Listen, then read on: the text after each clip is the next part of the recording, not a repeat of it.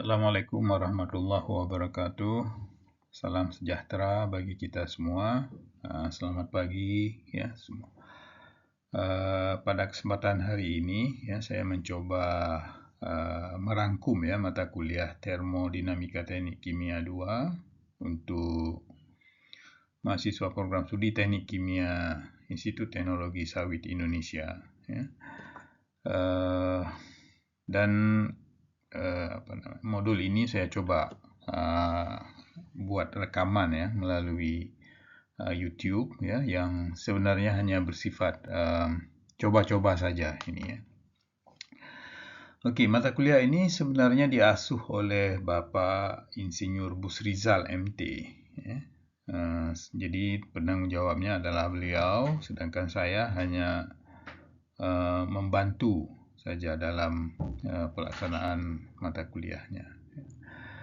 Untuk modul pertama ini ya, kita ada 3 subtopik ya yang harus saya sampaikan ya. Yang pertama adalah pengenalan umum mata kuliah ya, kemudian review termodinamika teknik kimia 1 ya. Dan juga kalau sempat nanti kita perkenalkan kesetimbangan uap cair atau yang dalam bahasa Inggrisnya disebut dengan vapor liquid equilibrium atau disingkat dengan VLA. Nah, untuk pokok bahasannya ya, ini sesuai dengan kurikulum Teknik Kimia Institut Teknologi Sawit Indonesia. Dalam kurikulum itu terdapat beberapa pokok bahasan untuk termodinamika teknik kimia 2 ya. Yang pertama adalah pengenalan kesetimbangan uap cair ya, atau VLA, dan model sederhana untuk VLA. Kemudian kita coba juga menggunakan hukum Raoult ya, hukum Henry dalam penyelesaian kesetimbangan uap cair pada larutan nyata dan gas nyata ya. Kemudian saya akan perkenalkan nanti bagaimana menghitung vapor liquid equilibrium ya, kemudian juga bubble point untuk suhu dan tekanan ya, dew point untuk suhu dan tekanan, dan juga dilanjutkan dengan perhitungan flash ya. Topik selanjutnya adalah teori dasar larutan yang dihubungkan dengan aplikasinya dalam kesetimbangan fase ya.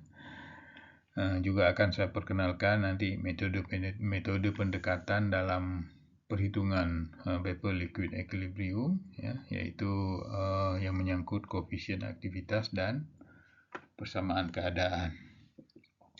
Nah, selain dari kesetimbangan uap cair ya, juga akan diperkenalkan mungkin secara singkat saja mengenai kesetimbangan cair-cair dan kesetimbangan uap cair-cair atau VLLA ya, vapor liquid equilibrium ya. Kemudian kita coba perkenalkan juga ya termodinamika untuk sistem yang mengandung polimer ya. Nah, dari semua topik itu nanti akan kita coba praktekkan ya dengan menggunakan perangkat lunak ya, Aspen HiSys 7 ya. Okey. Ya, untuk outcome dan goal ya. So, luaran yang diharapkan ya. Ya, ini kita sesuaikan dengan topik tadi ya, iaitu mahasiswa mampu menghitung vapor liquid equilibrium menggunakan metode sederhana ya. Kemudian mampu mengaplikasikan teori larutan dalam vapor liquid equilibrium ya. Terus seterusnya juga mengenal batasan-batasan di mana model dan metode termodinamika dapat digunakan ya. Kemudian mempunyai kemampuan untuk menyeleksi model termodinamika yang tepat untuk menghitung sifat fisis komponen murni dan campuran ya. So ini semua erat kaitannya dengan dasar dari termodinamika teknik kimia 1 ya.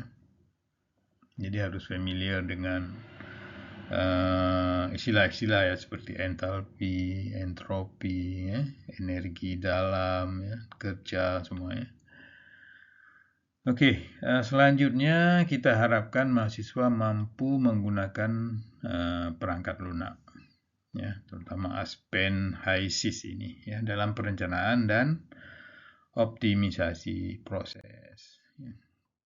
Kemudian untuk daftar pustaka, ya, saya akan menggunakan satu referensi utama berupa textbook, ya, dari Smith, Vannes, Abbott dan Swihat, ya, yaitu buku yang berjudul Introduction to Chemical Engineering Thermodynamics, ya, edisi ke-8 dari McGraw-Hill, ya. Ini produksi tahun 2018, ya. Tapi sebenarnya kita bisa juga menggunakan buku yang sama judulnya, tapi edisi ke-7, ya. Yang tahun produksinya mungkin lebih awal dan kita lebih mudah mendapatkannya di website, ya. Oke, selain dari buku-buku teks utama, ada referensi tambahan yang mungkin kita bisa gunakan juga, bisa dilihat pada list ini, ya. Oke. Selanjutnya mengenai rencana pembelajaran, ya, saya coba rangkum mata kuliah ini dalam 14 kali pertemuan, ya. Kalau memang ada jatah 16 minggu, nanti mungkin 2 minggu itu bisa kita gunakan untuk mereview semua topik, ya. Jadi topik ini kita sesuaikan dengan silabus yang tersedia, ya. Misalnya untuk minggu pertama ini, ya, memang kita akan fokus untuk pengenalan umum termodinamika dulu, kemudian kita review juga, ya, dasar termodinamika untuk vapor liquid equilibrium, ya, dan kita kenalkan juga tentang vapor liquid equilibrium, ya. Jadi ini hanya berupa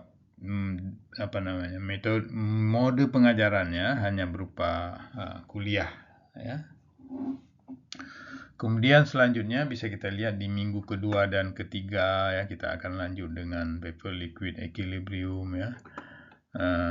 Nah, dalam hal ini ada kemampuan akhir yang diharapkan, ya, yaitu mahasiswa itu mampu menghitung vapor liquid equilibrium dengan metode sederhana, ya. Oke, so pada dasarnya, ya, untuk minggu-minggu selanjutnya bisa dilihat, ya, misalnya untuk minggu keempat, ya, kita akan fokus latihan penyelesaian soal-soal, ya, sebagai persiapan juga untuk ujian, ya, ujian pertengahan semester. Tapi saya harapkan juga kita akan membuat kuis, ya, yang bobot nilainya 10%, ya, pada minggu keempat, ya. Oke. Kemudian bisa kita lanjutkan dengan teori dasar larutan pada minggu 5 dan ke-6. Minggu ke-7 akan ada UTS, ya. Minggu ke-8 ke-9 kita lanjut dengan topik aplikasi teori larutan. Minggu ke-10 aplikasi teori larutan. Kemudian minggu ke-11 12 kesetimbangan cair-cair dan kesetimbangan uap cair-cair, ya. Lanjut dengan minggu ke-13 ada termodinamika untuk sistem yang mengandung polimer, dan terakhir kita akan mencoba mempraktekkan perhitungan atau penentuan, ya, komposisi dalam kesetimbangan uap cair, kesetimbangan cair-cair menggunakan perangkat lunak Aspen HiSys 7, ya. Kemudian minggu selanjutnya akan ada ujian akhir semester yang bobotnya adalah 40%, ya. Oke, untuk pengenalan umum termodinamika teknik kimia 2 ya. Ini pada dasarnya ya, karena kita fokus di ITSI ini sebagai katakanlah oleo industry focus ya. Maka selain dari industri kimia secara umum, saya akan perkenalkan juga bagaimana aplikasi termodinamika dalam proses industri oleokimia ya. Oke, untuk proses industri kimia secara umum ya, pada gambar ini bisa kita lihat ada 3 gambar ya, yang di sebelah kiri, tengah, dan sebelah kanan ya. Nah, pada dasarnya apa yang kamu lihat pada pabrik kimia seperti ini, seperti sebelah kiri itu ada cerobong asap ya. Kemudian mungkin di situ ada tangki-tangki yang berupa reaktor ya. Jadi sebenarnya pada reaktor ini kita akan menggunakan prinsip termodinamika ya, di mana di sini adalah aplikasi termodinamika pada kesetimbangan reaksi ya, dan seterusnya. Kemudian pada gambar di tengah ya, kamu akan melihat ya begitu banyaknya pipa-pipa ya. Sebenarnya apa yang terjadi dalam pipa ini adalah apa yang disebut dengan transfer dari cairan atau uap, pokoknya fluida ya, fluid transfer ya dalam pipa ini. Nah, dalam fluid transfer ini kita akan menggunakan persamaan Bernoulli yang diperbaiki ya, artinya bukan persamaan Bernoulli yang murni, yang pada dasarnya kita akan menggunakan prinsip termodinamika juga di sini ya. Kemudian di sebelah kanan ya, mungkin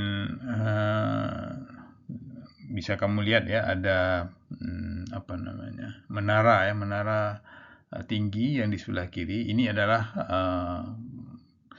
menara pemisah ya, atau apa yang disebut dengan proses pemisahan ya. Nah, kita akan menggunakan prinsip termodinamika untuk proses pemisahan pada menara pemisah di sini ya. Oke, kalau khusus untuk proses industri oleokimia ya, kita bisa melihat di sini ada 3 fokus industri oleokimia, yaitu produksi biofuel ya, kemudian oleofood ya, dan oleokimia ya. Pada biofuel ya, bisa kita lihat bahwa dalam memproduksi biofuel ini akan terjadi proses yang disebut dengan catalytic cracking ya. Catalytic cracking itu reaksinya. Kemudian untuk memurnikan produknya itu akan menggunakan proses pemisahan ya. Jadi di proses pemisahan ini akan menggunakan konsep-konsep dalam vapor liquid equilibrium atau liquid liquid equilibrium ya, yang semuanya menggunakan konsep atau teori termodinamika ya.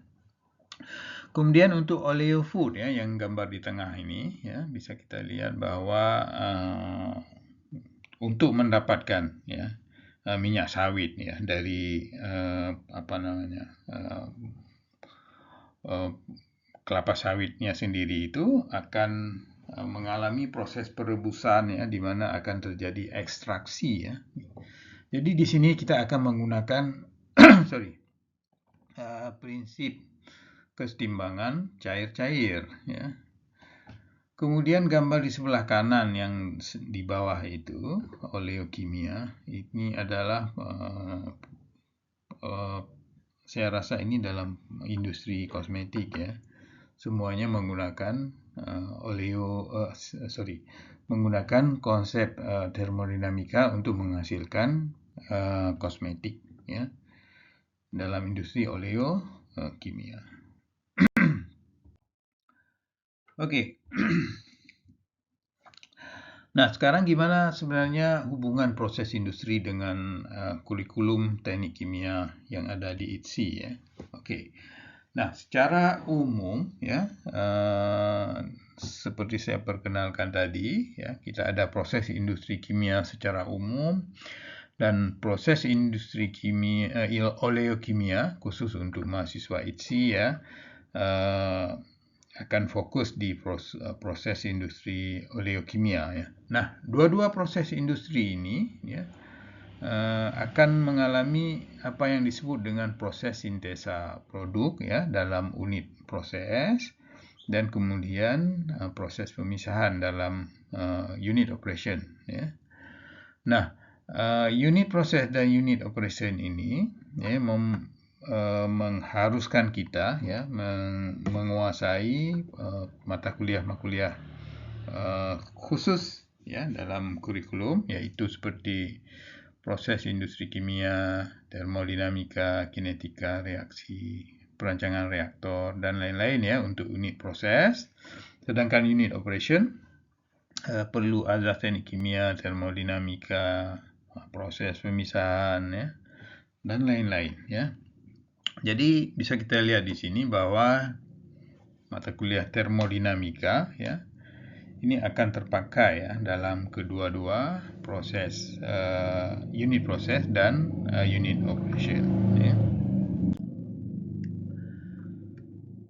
Oke, sekarang kita lanjutkan dengan review termodinamika teknik kimia 1 ya.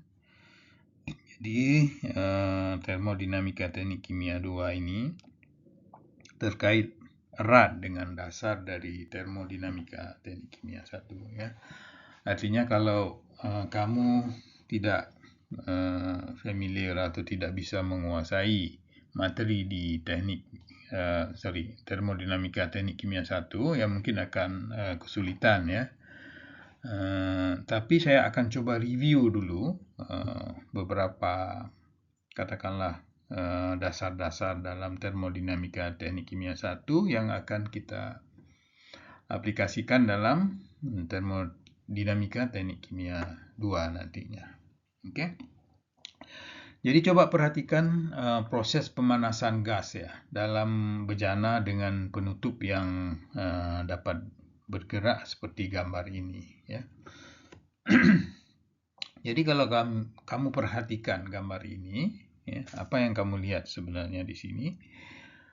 Kalau kita kaitkan dengan dasar-dasar termodinamika ya, di mana sebelumnya mungkin kamu telah mendengar atau mengetahui atau sudah mempelajari dengan detail tentang entalpi, ya, energi dalam, ya, kemudian juga entropi, ya.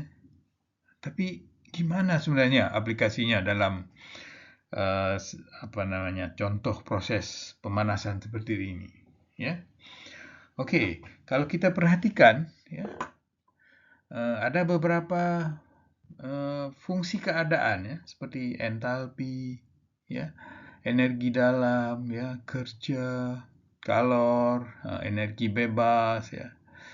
Kemudian energi bebas ada dua, yang satu energi bebas Gibbs G dan energi bebas Helmholtz atau A ya.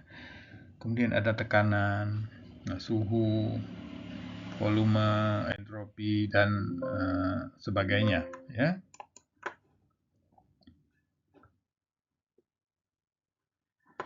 Nah, dari contoh tadi kita tidak bisa melihat langsung ya, seperti fungsi keadaan entropi, ya, fungsi keadaan entalpi, ya, energi dalam, ya. Melihat sistemnya tidak ada satu parameter pengukur, oke? Jadi sebenarnya dalam sistem tadi itu kita bisa melihat di mana suhu, ya, dan tekanan ataupun volume itu bisa diukur. Nah, jadi termodinamika teknik kimia 1, saya rasa kita sudah mempelajari bagaimana hubungan antara entalpi dengan suhu, tekanan, dan volume. Ya. Jadi yang bisa kita ukur adalah tekanan, suhu, dan volume. Ya. Jadi dari parameter suhu, tekanan, dan volume ini kita bisa menentukan berapa besarnya perbedaan entalpi, ya, perbedaan entropi, ya, juga energi dalam. Oke, sebenarnya dalam termodinamika teknik kimia, ya, dalam menyelesaikan masalahnya, ya, dari masalah nyata, ya, seperti yang kita lihat tadi, ada suhu, tekanan dan sebagainya, kita nggak bisa melihat langsung di mana fungsi keadaan seperti entalpi dan energi dalam, ya. Jadi dalam sistematika penyelesaian problem termodinamika, biasanya masalah yang nyata ini atau real problem, ya, ditransfer dulu ke dalam bentuk abstrak problem, ya, masalah dalam bentuk abstrak, ya, yang kalau kamu lihat nanti akan berupa persamaan-persamaan termodinamika, ya, persamaan diferensial, ya, dan sebagainya. Kemudian diselesaikan dalam bentuk persamaan diferensial, ya, dalam bentuk abstract solution. Kemudian baru kita transfer kembali ke dalam penyelesaian nyata atau real solution. Kemudian untuk termodinamika teknik kimia 1, ya, saya harap kamu semua tidak asing, ya, dengan istilah ini, ya. Entalpi dengan simbol H itu adalah ekivalen dengan U tambah PV, ya. Kemudian untuk energi bebas Helmholtz, ya, A itu sama dengan U kurang TS, dan untuk energi bebas Gibbs itu adalah H kurang TS, ya. Nah, kalau kita lihat variabel fungsi keadaan seperti H ini, kita nggak nampak, ya. Begitu juga dengan U, ya. Yang kita nampak adalah pengukuran suhu, tekanan, dan volume, ya. Jadi dalam hal ini, ya, dalam termodinamika kita mengharapkan, ya, entalpi yang nyata ini kita transfer dulu ke dalam bentuk abstrak, ya, yaitu berupa fungsi parameter yang bisa kita ukur, ya, seperti tekanan dan suhu dan satu lagi volume, ya. Oke, jadi dalam hal ini kita akan melihat nanti perubahan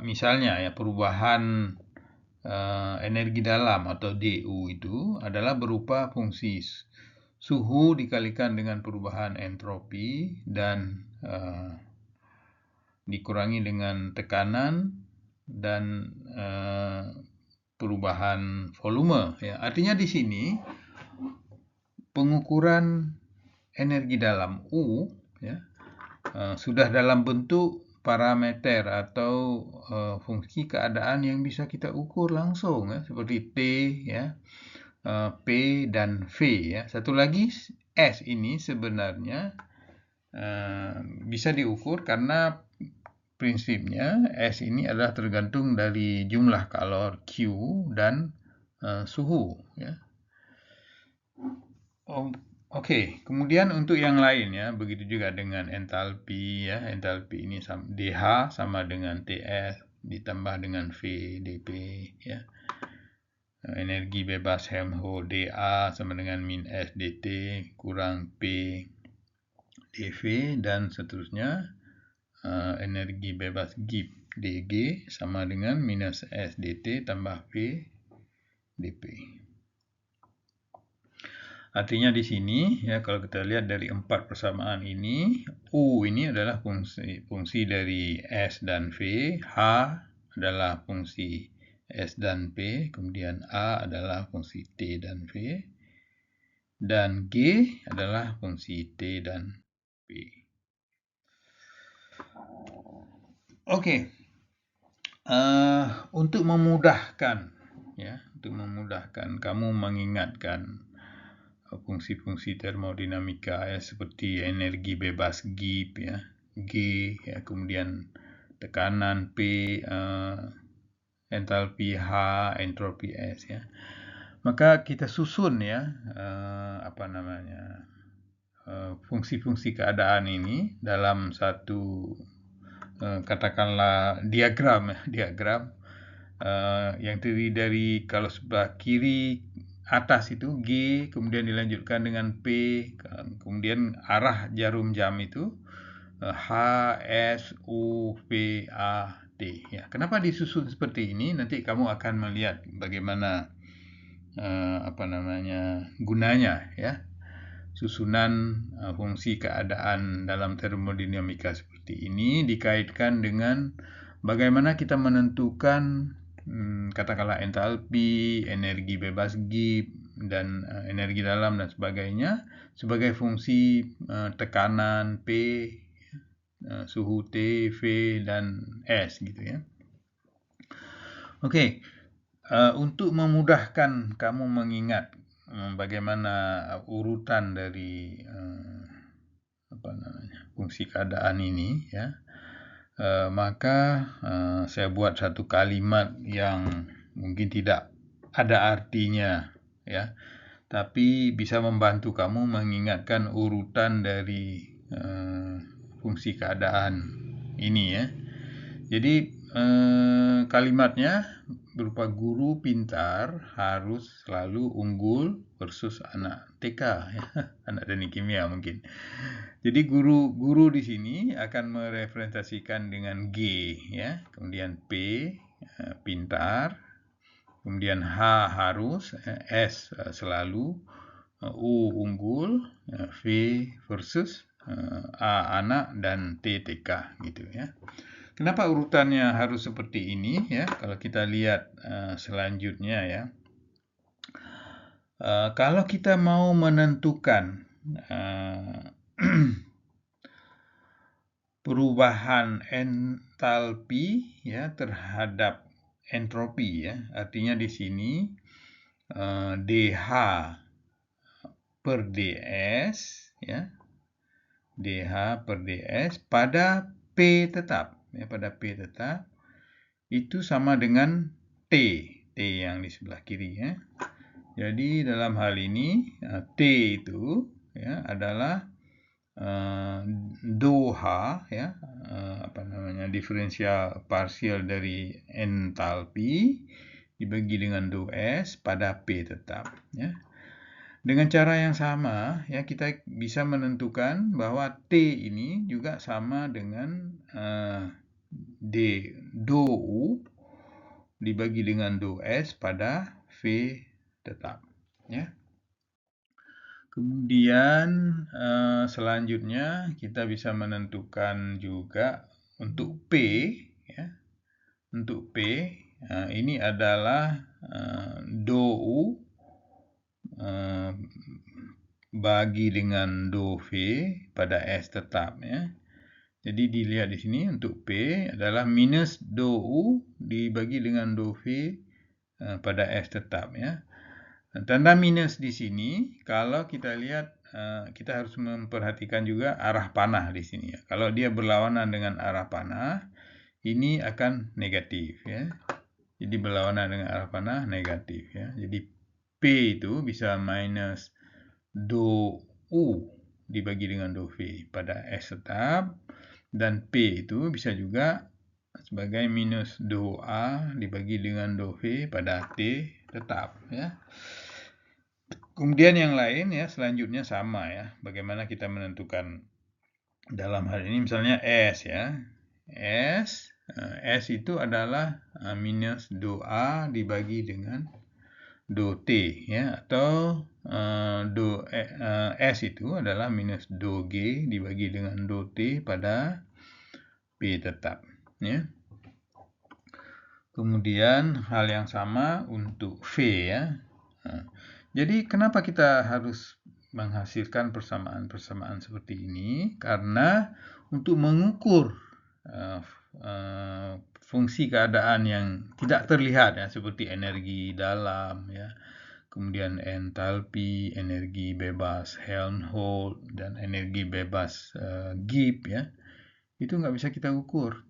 Tapi karena ini identik dengan variabel yang bisa kita ukur seperti P, S, dan V, maka bisa kita gunakan untuk menyelesaikan problem termodinamika.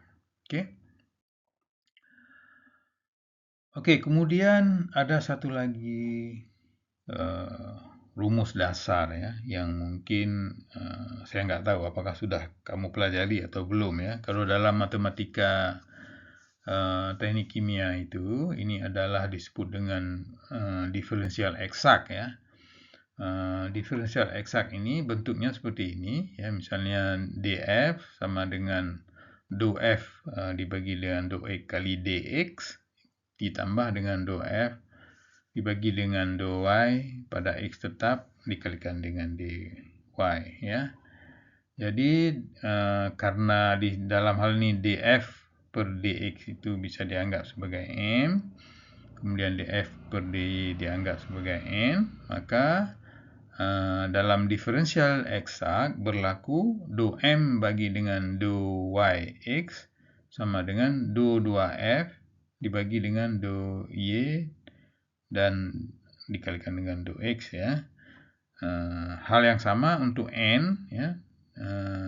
Dou n dibagi dengan dou x pada y tetap itu sama dengan dou 2f dibagi dengan dou x dou y. So kalau kita lihat di sini ya, dou m dibagi dengan dou y sama dengan dou n dibagi dengan dou x ya. So di dalam hal ini kalau ada persamaan hubungan termodinamika seperti yang kita dapatkan tadi ya, du sama dengan t ds kurang p dv, maka di sini berlaku dou t dibagi dengan dou ps sama dengan minus dou p dibagi dengan dou sp ya. Begitu juga dengan persamaan selanjutnya di mana dh sama dengan ts tambah dengan v dp. Jadi dou T dibagi dengan dou PS sama dengan dou P dibagi dengan DSP ya. Dan seterusnya. Oke, kita lanjutkan dengan pengenalan kesetimbangan uap cair ya. Ini ada beberapa dasar teorinya ya untuk menggambarkan bagaimana sebenarnya kesetimbangan uap cair itu ya. Jadi kesetimbangan adalah suatu kondisi di mana tidak ada perubahan yang terjadi pada sifat makroskopis ya. Jadi tidak ada perubahan lagi ya. Uap sudah dalam keadaan setimbang, cair sudah ada dalam keadaan setimbang ya. Kalau cair itu terdiri dari beberapa komponen ya atau senyawa, jadi konsentrasi dari masing-masing komponen ini sudah tertentu ya, tidak berubah lagi artinya. Dan seterusnya ya, bisa dibaca di sini ya. Semuanya dalam keadaan tetap. Kemudian ada term yang harus kamu kuasai yaitu yang disebut dengan derajat kebebasan ya. So dalam konteks kesetimbangan maksudnya ini adalah jumlah parameter independen yang dapat diubah pada sistem tanpa mengganggu kesetimbangan fase yang ada. Kemudian secara sederhana ini adalah jumlah variabel bebas ya. Seperti suhu, tekanan, dan komposisi yang dapat dimodifikasi ya. Kemudian kita menggunakan rumus ini ya.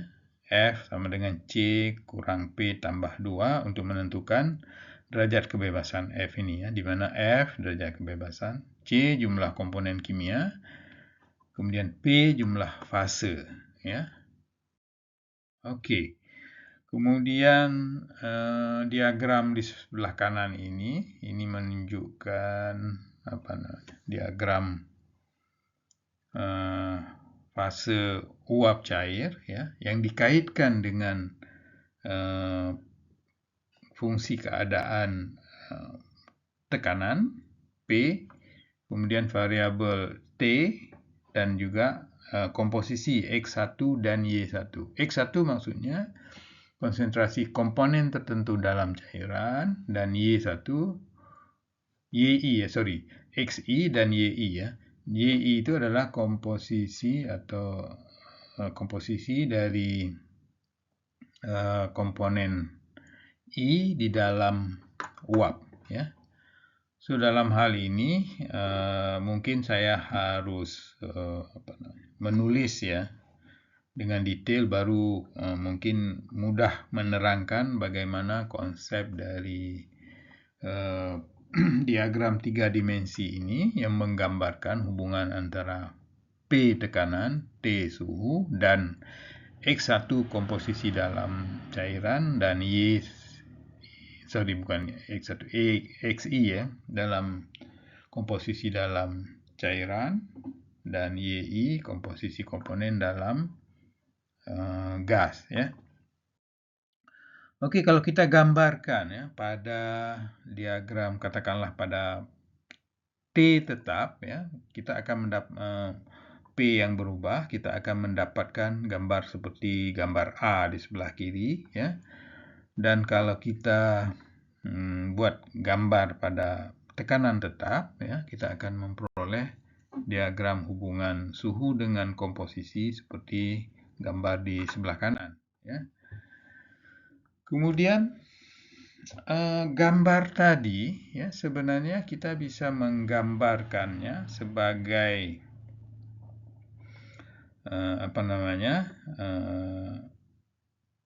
hubungan komposisi ya pada sumbu X dan tekanan pada sumbu Y seperti gambar ini ya. Jadi kita akan mendapatkan dua garis dua garis di sini, di mana yang satu adalah hubungan P dengan XI atau hubungan tekanan dengan komposisi dalam cairan, dan satu lagi garis hubungan tekanan dengan komposisi dari uap ya. Nah, kalau gambar A ini menggambarkan hubungan antara tetrahidrofuran dengan karbon tetraklorida ya, di mana bisa kita lihat langsung bahwa hubungan PXI dan PYI ya saling tidak bertemu hanya di fraksi 0 dan 1 ya. Sedangkan untuk gambar B di sebelah kanan, yaitu untuk sistem kloroform dan tetrahidrofuran ya, itu akan terdapat 3 titik pertemuan ya, di mana di titik pertemuan antara XI dengan YI ya. Titik pertama pada komposisi XI dan YI sama dengan 0 dan XI dan YI pada 1, tapi ada satu lagi ya, titik yang disebut dengan titik azeotrop di sini ya, di mana komposisi XI dan YI sama ya. Kemudian ini ada contoh lain lagi ya, untuk yang C ini adalah untuk tetrahidrofuran dan karbon tetraklorida. Sedangkan yang sebelah kanan adalah untuk kloroform dan tetrahidrofuran ya. Nah, kemudian kalau tadi untuk tekanan pada suhu tetap tadi, sekarang ini adalah variasi suhu pada tekanan tetap yang bisa kita gambarkan seperti ini ya. Dan ini untuk gambar sebelah kanan B ya, ini adalah kloroform dengan tetrahidrofuran ya, dapat kita gambarkan ada titik azeotrop ya di tengahnya. Nah, ini satu model lagi ya, di mana di sini untuk gambar C adalah tetrahidrofuran dengan karbon tetraklorida, dan yang C furan dengan karbon tetraklorida, yang D untuk etanol dengan toluene ya. Nah, kalau kita gambarkan secara keseluruhan 4 campuran tadi ya, kita akan mendapatkan hubungan antara X dengan Y pada tekanan tetap ya, pada tekanan tetap seperti tadi itu, kita akan dapatkan seperti gambar di sebelah kiri ini ya. Kemudian mungkin untuk hukum Rolle ya, akan saya jelaskan dalam video berikutnya ya. Jadi untuk subtopik ini ya hanya sampai di sini saja ya. Oke, terima kasih.